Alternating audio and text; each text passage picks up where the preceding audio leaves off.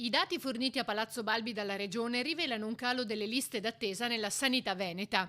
Tra maggio 2023 e dicembre 2024 fanno segnare un forte calo dei pazienti in attesa, al 100% per quelle da erogare entro 30 giorni, che sono passate da 502 a 0. All'87% per quelle entro 30 giorni, da oltre 82.000 a 10.000.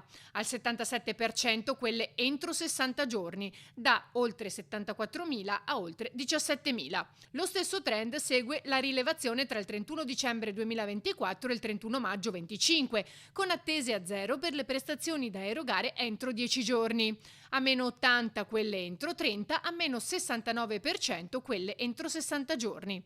Da maggio 2023 a oggi, inoltre, la classe D è calata del 94%, passando da 82.811 attese a 2.201.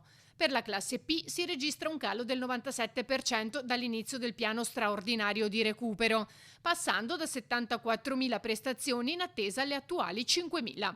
Zaia ha ricordato che, a differenza del resto d'Italia, in Veneto si era deciso che i tempi d'attesa dopo il Covid sarebbero stati dimezzati. Se ci fossimo allineati ai parametri nazionali, ha dichiarato, le attese sarebbero state infinitesimali.